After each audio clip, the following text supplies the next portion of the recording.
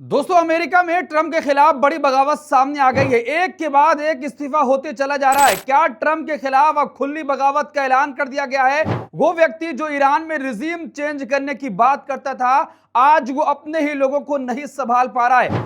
एक के बाद एक इस्तीफा हो रहा है। पहले आर्मी के चीफ जनरल को जबरन हटाया गया, अब उसके बाद नेवी के सेक्रेटरी ने इस्तीफा दे दिया है। और ऐसे बीच इस्तीफा आया है जब ईरान की घेराबंदी की जा रही है। यूएस की नेवी ईरान के चारों तरफ लगाई जा रही है और इसी के बीच में नेवी के चीफ ने इस्तीफा देकर साफ बता दिया है कि ट्रंप जो कुछ करना चाह रहे हैं ईरान के साथ वो नहीं होने वाला है, क्योंकि जबरदस्ती की जंग थोपी गई है। इजराइल के दबाव में ईरान पर अटैक किया गया है, जिसका अमेरिका से कोई लेना देना नहीं है। अमेरिका का कोई हित भी उसमें शामिल नहीं है। दोस्तों, क्या लगता है कि ईरान के सामने ट्रंप बुरी तरीके से फंस चुके हैं?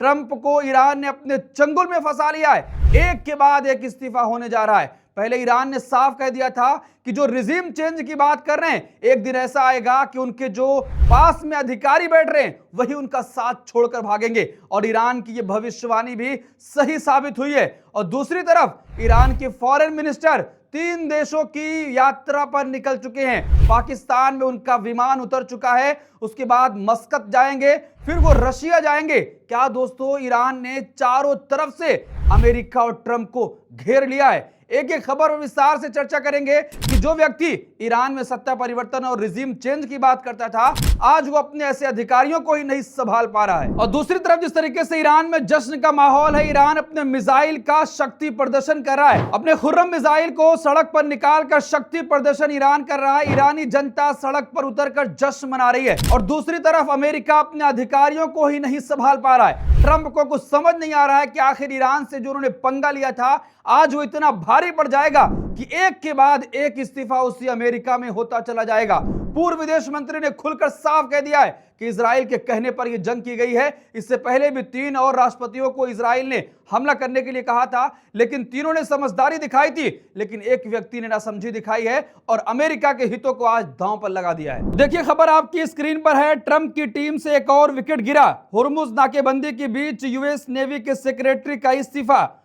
पेंटागन ने नौसेना सचिव जॉन फेलन के अचानक इस्तीफे का ऐलान किया है। इस्तीफे के पीछे की वजह अभी सामने नहीं आई है, लेकिन हुर्मुज तनाव के बीच बदलाव ट्रंप प्रशासन के लिए झटका माना जा रहा है। दोस्तों, अब जो कुछ भी कार्रवाई ईरान के खिलाफ अमेरिका करेगा वो नेवी के जरिए से ही करेगा, क्योंकि नेवी के जरिए से ईरान को घेरने की कोशिश की जा रही है। और ऐसे समय में नेवी के सेक्रेटरी का इस्तीफा इस बात की गवाही दे रहा है कि ट्रंप के खिलाफ प्रशासनिक तौर पर भारी बगावत होने वाली है। पहले आर्मी चीफ का जबरन इस्तीफा लिया गया, अब यह भी सवाल उठ रहा है क्या लोग अपने आप छोड़ रहे हैं या उनसे जबरदस्ती इस्तीफा लिया जा रहा है, क्योंकि साफ तौर पर यह दर्शा रहा है कि ट्रंप अपनी ही टीम को अब नहीं संभाल पा रहे हैं। देखिए, अमेरिकी रक्षा विभाग के मुख्यालय पेंटागन ने बुधवार को अचानक ऐलान किया कि नौसेना सचिव जॉन फेलन अपने पद से हट रहे हैं। एपी ने अपनी रिपोर्ट में इस बात की जानकारी दी है। राष्ट्रपति डोनाल्ड ट्रंप के दूसरे कार्यकाल में किसी सैन्य सेवा के प्रमुख के जाने का यह पहला मामला है। अभी तक कोई भी ऐसा इस्तीफा नहीं हुआ था, लेकिन ईरान से जंग के बाद और जब नेवी को चारों तरफ तैनात किया जा रहा था, उसी बीच अचानक से यह फैसला लिया जा रहा है कि वो अपना पद छोड़ रहे हैं। दोस्तों, बहुत बड़ी खबर है और इसमें अमेरिका को भारी झटका लगने वाला है। ट्रंप क्या अपनी टीम को ही नहीं संभाल पा रहे हैं? जो ईरान को ज्ञान देने की बात करते थे कि ईरानी लोग वहां के लोगों पर जुल्म कर रहे हैं, सत्ताधारी लोग वहां के लोगों पर अहंकारी बन चुके हैं, लेकिन आज वही ट्रंप अपनी टीम को नहीं संभाल पा रहे। नौसेना के इस शीर्ष नागरिक अधिकारी के अचानक पद छोड़ने का कोई कारण नहीं बताया गया है। कारण आपको बताया भी नहीं जाएगा, लेकिन कारण यही है कि अब जो कार्रवाई ईरान पर होगी वो यूएस नेवी के जरिए से की जाएगी और ऐसे समय में वो अपना पद छोड़कर जा रहे हैं। दोस्तों, ये इस्तीफा ऐसे वक्त में हुआ है जब नौसेना ने ईरानी बंदरगाहों की घेराबंदी कर रखी है और सीज फायर की नाजुक स्थिति के बीच दुनिया भर में तेहरान से जुड़े जहाजों को निशाना बना रही है। दुनिया के जहाजों को तेहरान निशाना बना रहा है। हुर्मुज को नाकेबंदी के जरिए से ट्रंप घेरना चाहते थे ईरान को, लेकिन ईरान ने साफ कह दिया है कि हम किसी भी जहाज को नहीं छोड़ेंगे। फायरिंग जबरदस्त हो रही है। सेकंडों और मिनटों में किसी भी जहाज पर ईरान कब्जा कर ले रहा है और ऐसे समय में नेवी के सेक्रेटरी का जाना इस बात की गवाही दे रहा है कि ट्रंप बुरी तरीके से होर्मुज में भी फंस चुके हैं। अब आप इस खबर को ऐसे भी समझिए कि क्या जो अधिकारी हैं, जो नेवी के चीफ सेक्रेटरी हैं या जो आर्मी चीफ, वो ट्रंप के काम काज से नाखुश थे, क्योंकि अब यह भी कहा जा रहा है कि इनकी जगह पर ट्रंप अपने किसी ऐसे व्यक्ति को बिठाएंगे जो बहुत ज्यादा भरोसेमंद होगा। क्योंकि एक रिपोर्ट सामने आई थी कि 62% अमेरिकी ट्रंप के कामकाज से नाखुश हैं, जो ईरान को बता रहे थे कि वहां की जनता वहां के अधिकारियों से, नेताओं से नाखुश है। लेकिन अब तो रिपोर्ट आने के बाद अब क्या इनको जबरदस्ती हटाया जा रहा है? क्या अमेरिका में ही बगावत होने वाली थी? देखिए, खबर आपके स्क्रीन पर है। नौसेना के कार्यवाहक प्रमुख के तौर पर ट्रंप के एक और वफादार अधिकारी अवर सचिव हंग कावो पदभार संभाल रहे हैं।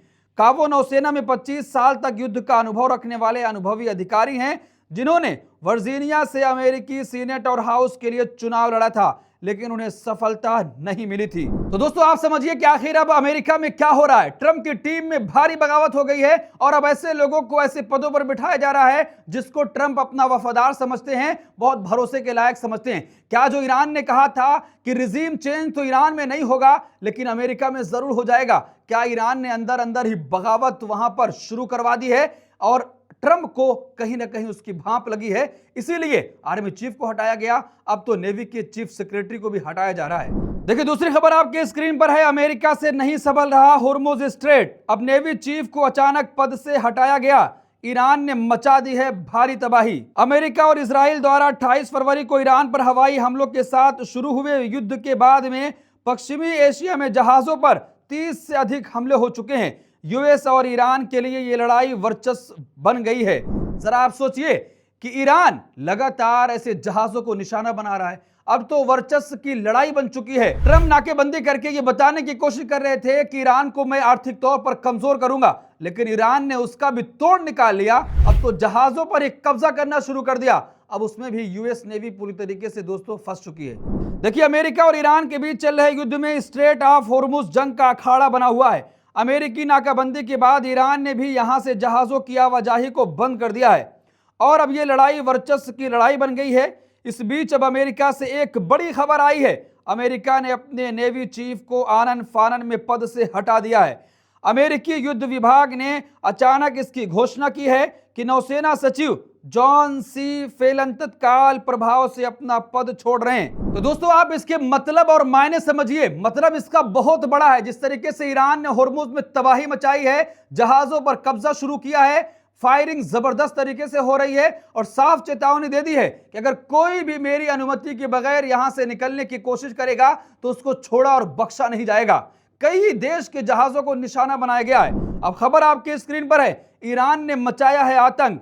पेंटागन ने नेवी चीफ को हटाने का यह फैसला ऐसे समय में लिया गया है जब अमेरिकी नौसेना ईरान के बंदरगाहों पर नाकेबंदी लगाए हुए है। रिपोर्ट के मुताबिक अमेरिकी बलों ने अब तक 29 जहाजों को वापस लौटाया है और कई जहाजों को रोका भी है जो इस प्रतिबंध को तोड़ने की कोशिश कर रहे थे। हालांकि इस नाकेबंदी से ईरान पूरी तरीके से स्ट्रेट ऑफ होर्मुज में आतंक मचा दिया है और कई जहाजों को खुलकर वो निशाना बना रहा है। तो दोस्तों, पूरी तरीके से ट्रंप ईरान के सामने फंस चुके हैं। ईरान जो अपने चंगुल में ट्रंप प्रशासन को फंसाना चाहता था, ईरान कहीं ना कहीं उसमें कामयाब होता हुआ नजर आ रहा है। और जिस तरीके से ईरान के foreign minister Abbas Araghchi Pakistan पहुंचे हैं और पाकिस्तान में भी उन्होंने अमेरिकी अधिकारियों से बात करने से साफ तौर पर इनकार कर दिया है। कह दिया है कि डर के साए में कोई भी डील नहीं होगी, हमारा जो भी ऑब्जर्वेशन होगा हम पाकिस्तान को बता देंगे और पाकिस्तान के जरिए से अमेरिका तक वो खबर पहुंचा दी जाएगी। यानी दोस्तों, साफ तौर पर ईरान ने कह दिया है कि दुश्मन से उस वक्त तक कोई भी बातचीत नहीं होगी जब तक